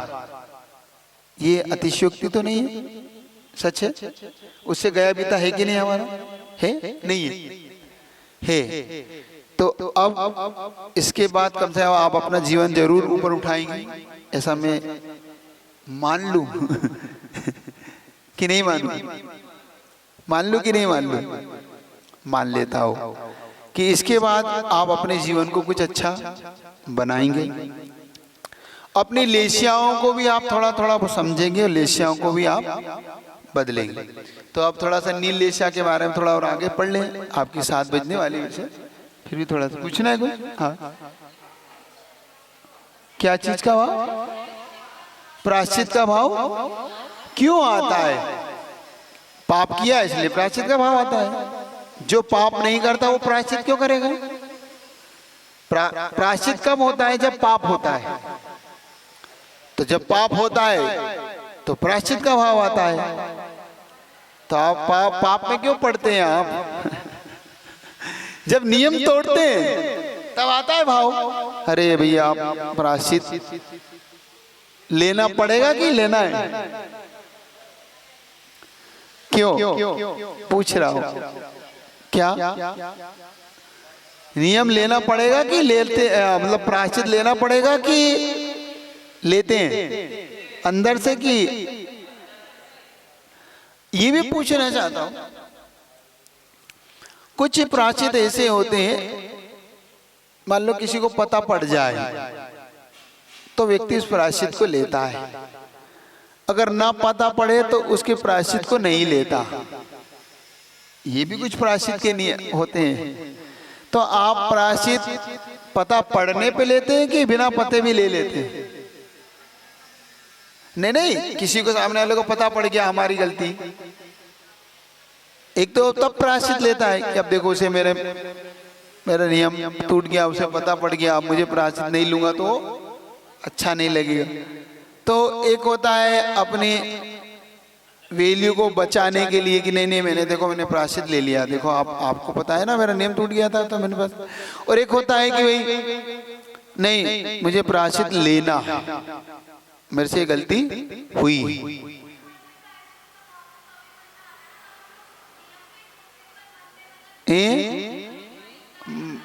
माइक दे दो तो आपको समझ में आएगा, तो क्या पूछना चाहते? तो ये आपको थोड़ा थोड़ा पूछना समझना, तो आप समझो इसको, तभी आपको कुछ समझ में आएगा। हाँ, माइक चालू नहीं है, बोल के देख लो। हाँ महाराज जी, लेकिन प्रायश्चित का भाव तो तभी मन में आता है ना, तब हमें उस नियम के टूटने का गिल्ट हमारे मन में हो कि हाँ हमसे ये गलती हुई है, भले ही सामने वाले को पता हो या ना हो। हाँ, ये तो होता ही है कि हमें जब इसके अंदर से ग्लानि हो रही है, हमें पश्चाताप हो रहा है, हमें अंदर से लग रहा है कि हाँ ये गलत है, हमने गलत किया है। और जिनको गलत है ही नहीं वो कभी प्रायश्चित की बात भी नहीं करते। मतलब जिनको है कि नहीं हो गया तो हो गया, क्या करते, टूट गया टूट गया, हमने कहा था, उन्होंने दिया तो हमने ले लिया था। कुछ लोग ऐसे होते हैं, क्या कहते हो, हमने थोड़ी कोई नियम लिया, तो महाराज जी ने दिया तो हमने ले लिया, आप टूट गया तो हम क्या करें, महाराज जी जाने, आप उनने दिया। तो ये तो बहुत बुरा और बुरा है। हमारे अंदर खुद से आना चाहिए कि नहीं हमसे ये मिस्टेक हुई है। एक बात आपसे पूछता हूं, ये कम कैसे हो जाता है? हम अगर थोड़ा सा प्रायश्चित पश्चाताप करते हैं, आप जब घर पे बता देते हैं, मतलब घर पे कोई गलती हो गई आपके, मतलब कोई गिलास टूट गया तो आप बता देते हैं तो कम में छूट जाते हैं, और नहीं बताते और बाद में पता पड़ता है तो सच है गलत है। तो बताने से कम में छूटते हैं कि बाद में छूटते कम से? बताने से। बता दोगे तो सामने वाले का देखो ध्यान रखना चाहिए, आपको ऐसा नहीं करना चाहिए, और डांट भी सकता है थोड़ा, क्या बिल्कुल नहीं, आप देख के नहीं करते काम, थोड़ा सा देख के किया करो, समझा करो, देखो नुकसान हो गया, और इतने में आप छूट सकते हो। और बाद में जब उसे पता पड़ता है हमने ऐसा ऐसा किया, तो फिर आपके साथ वो क्या कहता है, आपने ये तो अच्छा नहीं किया, आप हमें पता पड़ा है कि आपने ऐसा किया है। फिर क्या होता है, समझना इस बात को।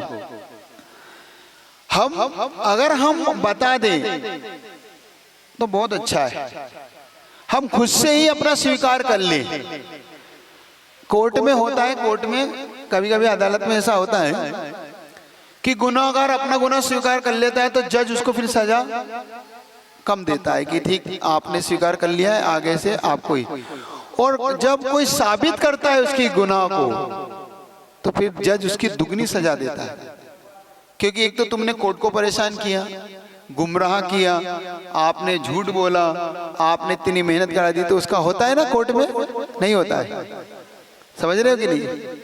तो बेटर तो यही है कि आप स्वीकार करके प्रायश्चित करके रफा दफा मतलब केस को पूरा करें।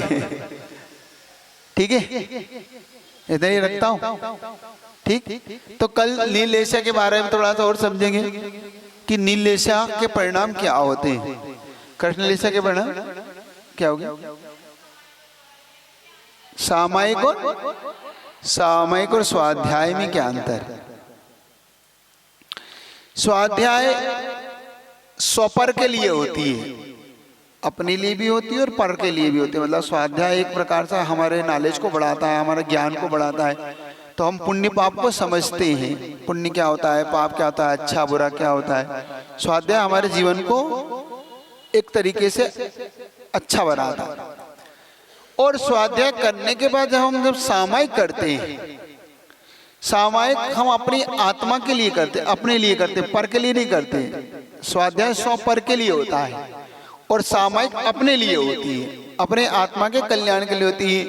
हम पापों से जब रिक्त होना चाहते हैं, हम अपनी आत्मा के विषय को जानना चाहते हैं, तो हम ध्यान में जब बैठते हैं, जब हम सामायिक को करते हैं, हम अपने आप को वही कि नहीं अब इस समय में सब पापों को त्यागता हूँ, चाहे 20 मिनट के लिए, 1 घंटे के लिए, आधे घंटे के लिए, संपूर्ण पापों से मैं अपने आप को बचाता हूँ। तो पापों से बचने के लिए सामायिक की जाती है, और पाप से कैसे बचे जाते हैं उसके लिए स्वाध्याय किया जाता है। समझ में आए? पापों से बचने के लिए सामायिक की जाती है, और पाप से कैसे बचा जाए इसके लिए स्वाध्याय किया जाता है। दोनों समझ में अंतर आया कि नहीं आया? मुझे पाप नहीं करना तो मैं सामायिक में बैठ गया कि भैया मुझे पापों से बचना है, तो भाई सामायिक करो, क्योंकि ना चलना है, ना फिरना है, ना बोलना है, चालना है, तो अपने आप पाप से बचेंगे अपन। इतनी 1 घंटे के लिए हमें कहीं नहीं। और पाप से कैसे बचा जाए मुझे कौन बताएगा? तो ये स्वाध्याय बताएगा कि पाप से ऐसे बचा जाए। ये दोनों में अंतर है। पाप से कैसे बचा जाए उसके लिए स्वाध्याय होता है, और पाप से बचने के लिए सामायिक होती है। जानने के लिए स्वाध्याय है और पाप नहीं करने के लिए सामायिक है। ठीक है, ये स्वाध्याय और सामायिक में अंतर है।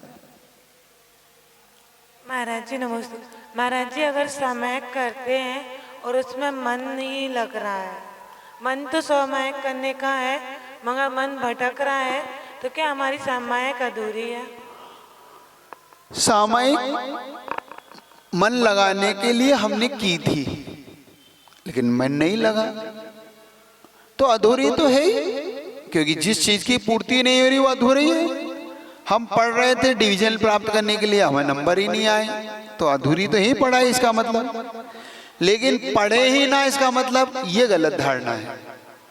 मन ही नहीं लग रहा इसलिए हम सामायिक ना करें, ये धारणा मिटा लेना पहले दिमाग से। कि कुछ लोग की ये धारणा बन जाती है, जब मन ही नहीं लग रहा तो क्यों कर रहे हो, जबरन क्यों कर रहे हो। ये धारणा बिल्कुल गलत है।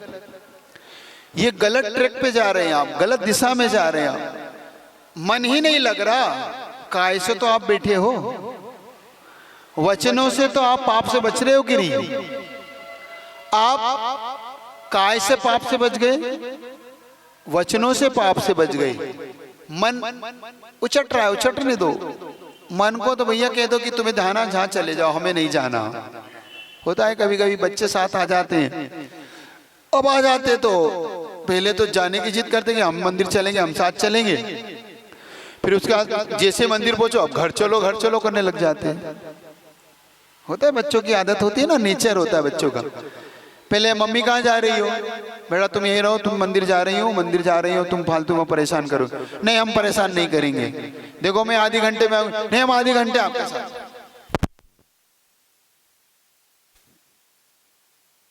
बोल देना है क्या क्या, पहले एक बात पूरी कर देता हूँ, नहीं तो फिर अभी से आगे बढ़ देता हूँ। तो जब हम चालू है तो जब हम बच्चे को साथ ले आते हैं तो वो बच्चा मानता नहीं है, फिर भी साथ लाना पड़ता है। और जब हम साथ ले आते हैं तो फिर वो 2 मिनट बाद कह देता घर चलो ना मम्मी, घर चलो ना मम्मी। अरे भैया तुम्हें हमने पहले ही कहा था। तो फिर माँ थोड़ा सा झटकार देती है, तो तेरे को जाना चला जा। मैं नहीं जाती, मुझे अब मैंने कह दिया मैं आधे घंटा पूजा करके जाऊँ।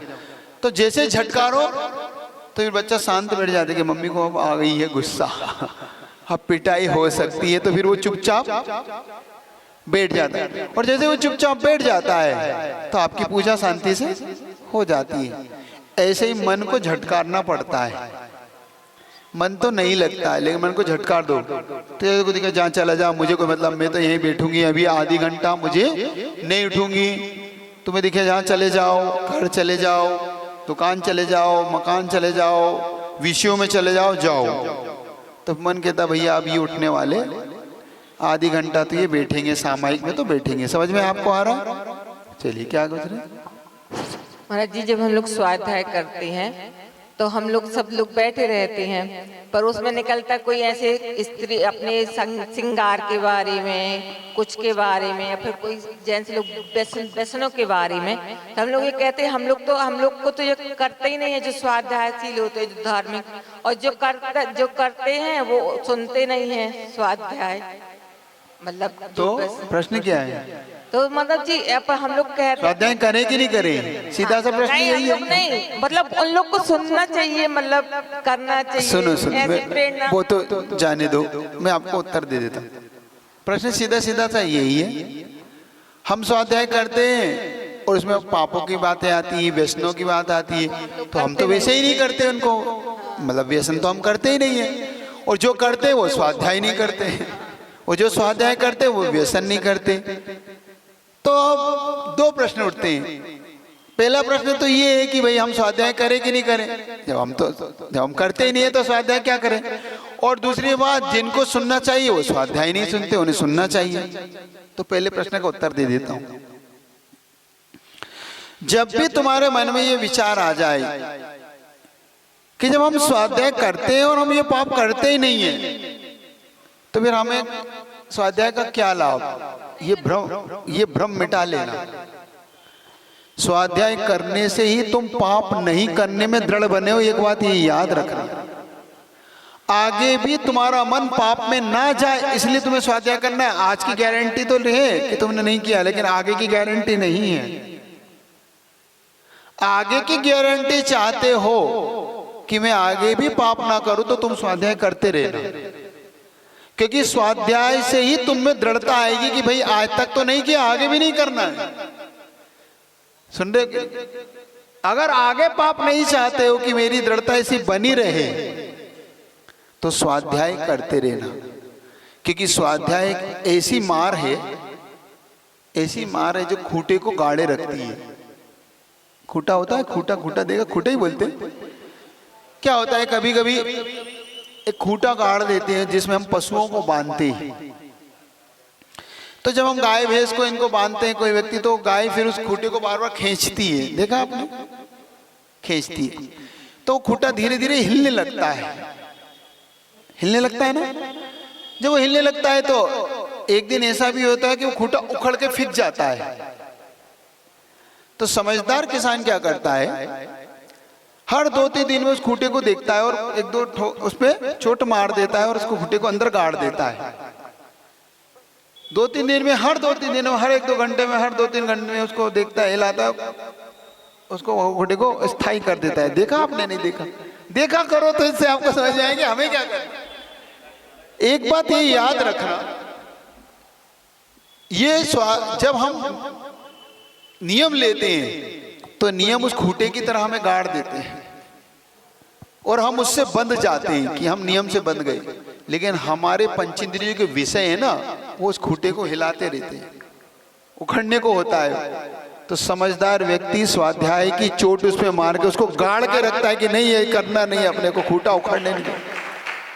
ये याद रखना, जीवन में ये स्वाध्याय आपके उस खूंटे को गाड़ के रखता है, स्थायी रखता है।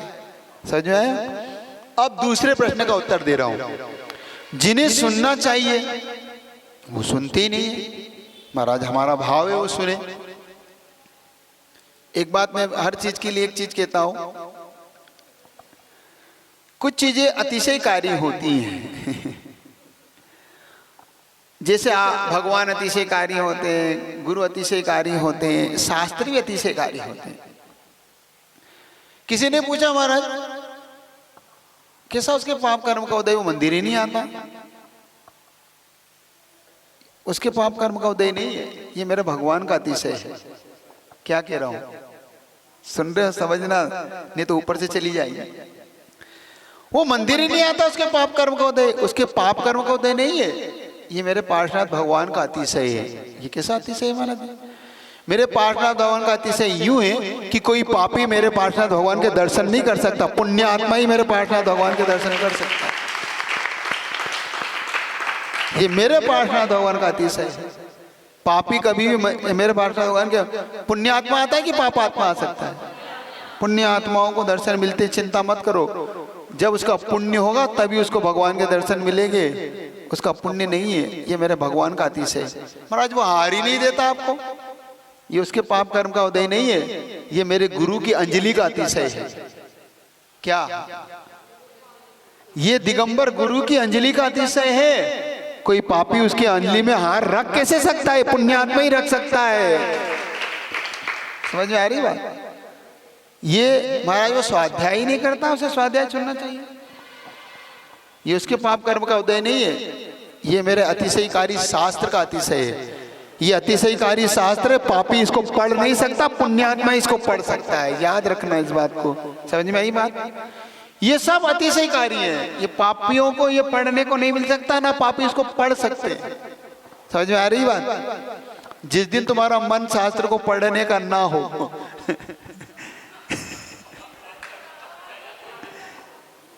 तुम ये समझना ये शास्त्र कोई शायद अतिशयकारी है, शायद मैं पाप आत्मा इसको पढ़ नहीं सकता। जिस दिन तुम्हारा मन अंदर से आने का ना हो तो समझना मेरे पार्षनाथ भगवान का अतिशय है। देखो मैं पापी हूं, मुझे आने नहीं देंगे दर पे। जिस दिन तुम्हें मुनि महाराज का हार देने का मन ना हो तो समझना उन गुरु की अंजलि अतिशयकारी है। शायद मैं पापी आत्मा हूं, मैं इसमें अंजलि में हार नहीं दे सकता, इसमें अंजलि का अतिशय है। समझ रहे? बात समझ में आ रही? तो कभी टेंशन मत किया करो जब तक अतिशयकारी देव साधु बैठे तब तक उनको ये सब चीजें चाहिए। और क्या? हाँ पूछिए, क्या पूछिए? नमोस्तु महाराज जी। सम्यक दर्शन, आपने फिर से जोर से पूछो, थोड़ी ताकत लगे। सम्यक दर्शन संगी पंचेंद्रिय सम्मुक्षम जन्म वालों को प्राप्त नहीं होता है। बिल्कुल।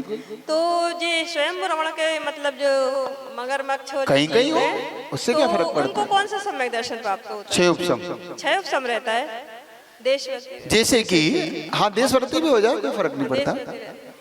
देवता देता हूँ, पहले तो इनको समझा देता हूँ। प्रश्न तो आपने कर लिया, इनकी समझ में ही नहीं, प्रश्न नहीं आया। हमारे पास दो प्रकार के जीव होते हैं, सम्मूर्छन जन्म वाले और कुछ जीव होते हैं गर्भज, अंडज, पोतज। ये है ना, गर्भ से अपन लोग जन्म लेते हैं, है ना। कुछ जीव अंडे से जन्म लेते हैं, जैसे मुर्गी हुई, है ना। कुछ सर्प हैं, कुछ मुर्गियां हैं, ये अंडे से जन्म लेती है।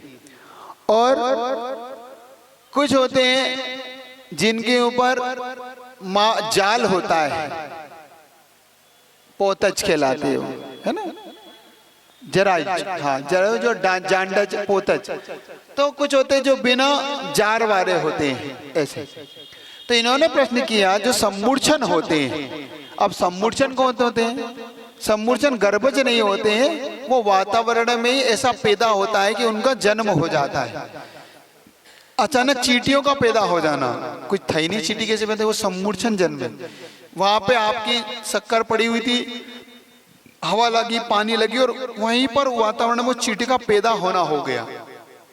कभी कभी बंद डब्बों में, आपके बंद डब्बे होते हैं ना, बाहर से तो कुछ नहीं दिखा, खोलते हैं तो उसमें असंख्या चींटियां, असंख्या जीव कहाँ से गए? वो अंदर गए नहीं है, वो उसके अंदर पैदा हुए। इसको बोलते हैं सम्मूर्छन जन्म। क्या बोलते हैं इनको? सम्मूर्छन। समझ में आ गया? ऐसे कुछ पंचेंद्रिय संगी पंचेंद्रिय सम्मूर्छन होते हैं। जैसे कुछ कुछ मेंढक होते हैं जो सम्मूर्छन जन्म ले लेते हैं, अचानक वहां उत्पन्न हो जाते हैं, उनका जन्म भी सम्मूर्छन होता है, वातावरण पानी में ही इस तरीके से हुए। तो कुछ सम्मूर्छन जन्म वाले होते हैं ऐसे। कुछ मछलियां होती हैं जो सम्मूर्छन जन्म वाली होती हैं, बिना माता पिता के वो उस वातावरण में पैदा हो जाते हैं। अब प्रश्न इनका ये था कि महाराज उपसम प्रथमोपसम सम्यक दर्शन की प्राप्ति नहीं होती, तो उनका सम्यक दर्शन कौन सा हो सकता है? तो उनका सम्यक दर्शन होता है छह उपसम सम्यक दर्शन। कौन सा सम्यक दर्शन होता है? और उसी सम्यक दर्शन को प्राप्त करके पंचम स्थानवर्ती बन जाते हैं। ये उनका उत्तर है ना। तो आपको इतनी रख लेता हूँ। और किसी को कुछ पूछना तो नहीं है? जल्दी पूछो, जल्दी फुर्ती से पूछा।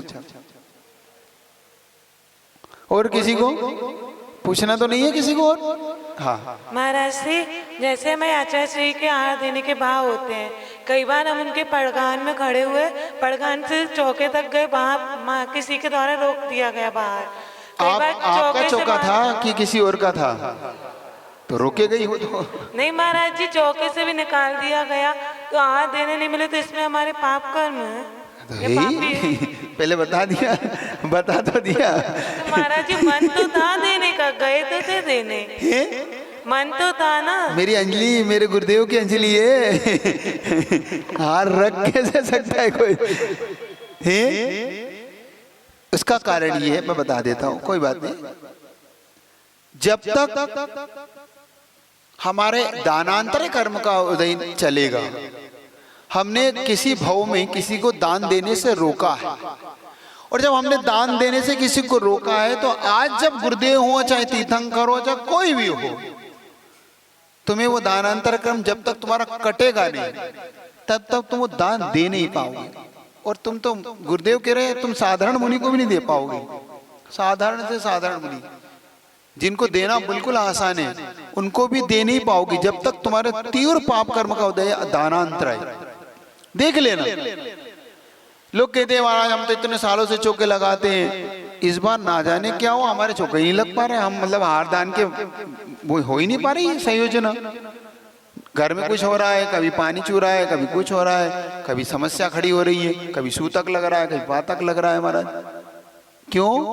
क्योंकि तुम्हारा दानांतर कर्म का उदय तुम्हारा तीव्र है, तुमने रोका होगा किसी को। इसलिए बार बार कहता हूं, कर्म करते समय सावधान रहो। होते समय हो तो जाता है, लेकिन बाद में जब उसके फल आते हैं तब हमें पता पड़ता है कि ये क्या हुआ।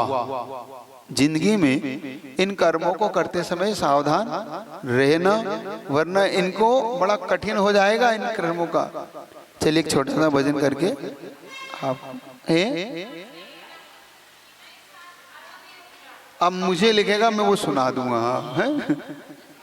पूछिए। नमोस्तु मुनिश्री। मुनिश्री, ये है कि आपने कहा कि कर्म सोच समझ के करना चाहिए जी। तो लेकिन जो होना रहता है वो तो होके रहता है। जैसे सोचा भी हमने कि ये नहीं करेंगे, लेकिन बाय चांस हो ही जाता है, तो फिर इसका देखो दो चीज हो गई। आप एक चीज पे पहले तो दृढ़ हो जाओ।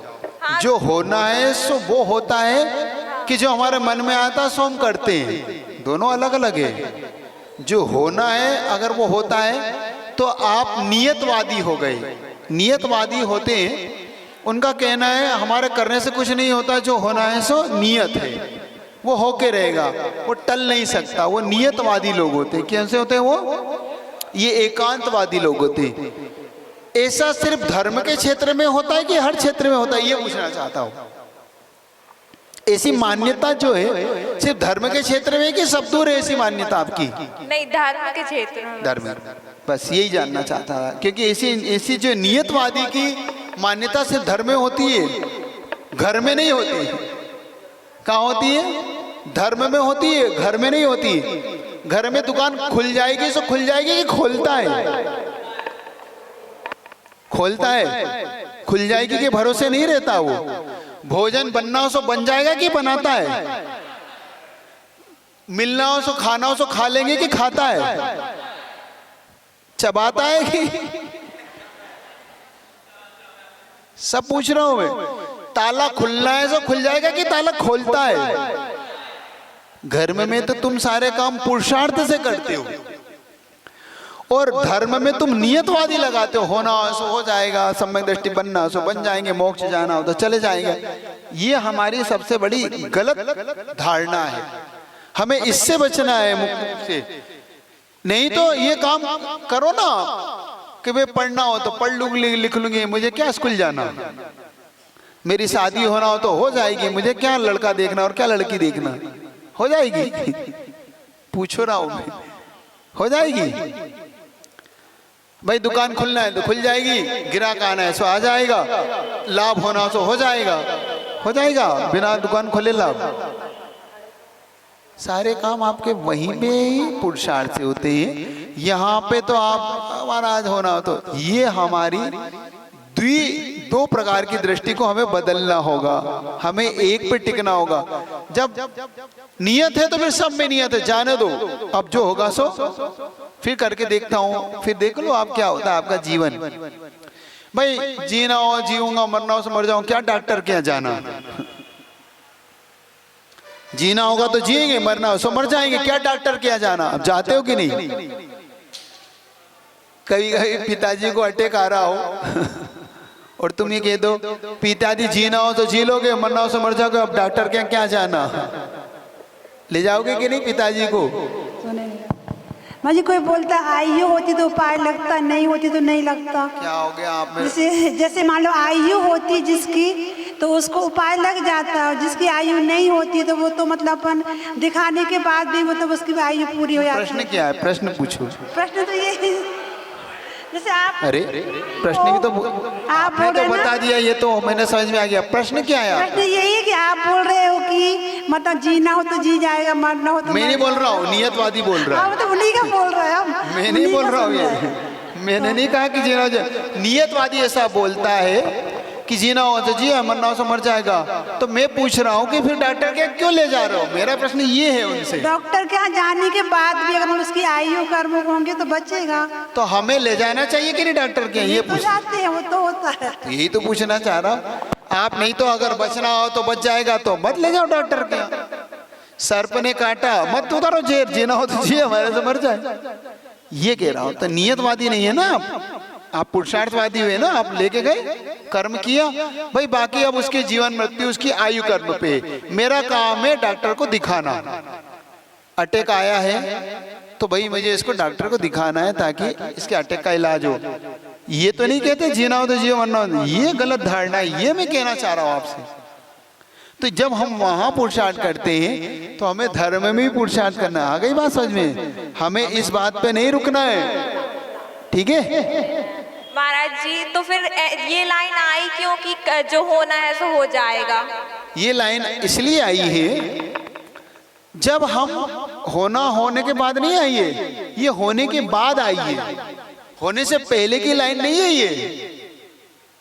जो हो सो हो, जो है सो, ये धर्म ही सच्चा साथी है, जैसे दीपक बाती है। धर्म ही सच्चा साथी है, जैसे दीपक बाती है। छूटे ना धर्म शरण ओ आत्मा, छूटे ना धर्म शरण ओ आत्मा। ये दुनिया एक सपना है, यहाँ कोई ना अपना है। ये दुनिया यहाँ ना कोई, छूटे ना धर्म शरण ओ आत्मा, छूटे ना धर्म शरण ओ आत्मा। किसी को मिलती हैं खुशियाँ, किसी को मिलते गम ही गम, किसी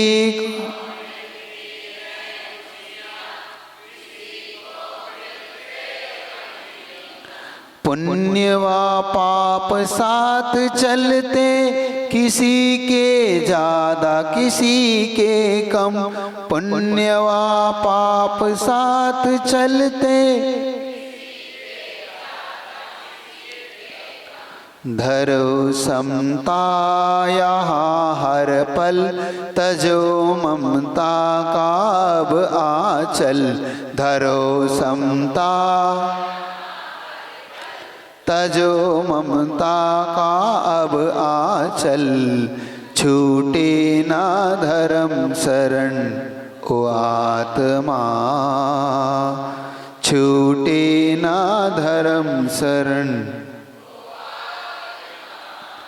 अरे यह दौलत की चाह, ये सुंदर रूप और चितवन। अरे यह दौलत की, ये सुंदर रूप, भ्रमाते हैं पल पल मन को, न दिखता सुंदर सा चेतन। भ्रमाते,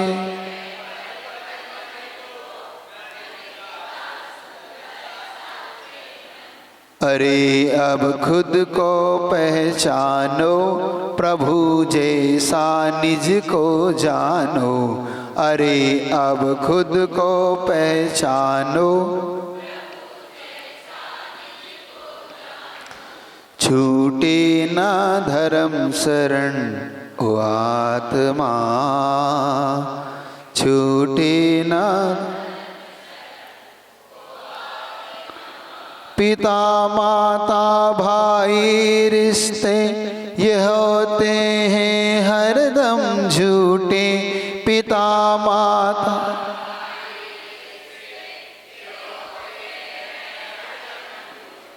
बनाए हैं भव भव तूने, मौत आने पर सब टूटे। बनाए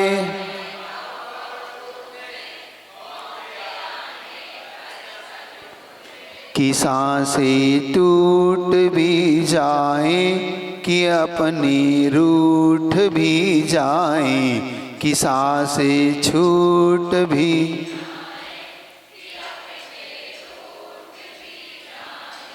छूटे ना धर्म शरण ओ आत्मा,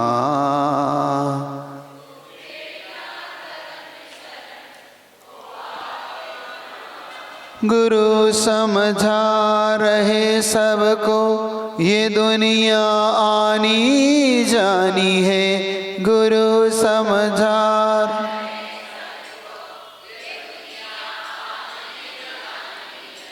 निजातम को पाले निज में यही एक तेरी कहानी है। निजातम को पाले निज में